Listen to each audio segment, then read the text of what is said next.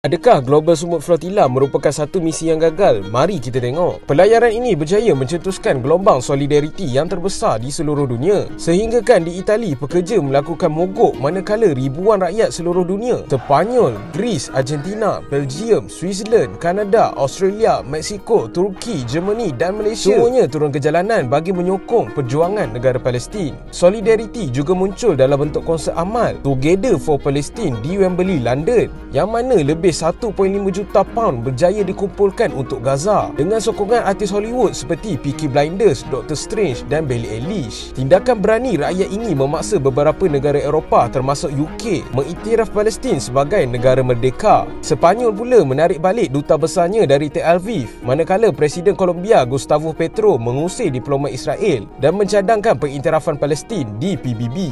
Dan yang terkini, Rumah Putih turut membincangkan pelan damai untuk Palestin sebagai sebahagian tidak balas global terhadap kesan dan perhatian yang dicetuskan oleh masyarakat dunia sendiri. Jadi persoalan yang saya nak tanya kepada anda, adakah misi kali ini anda rasa sebagai misi yang gagal?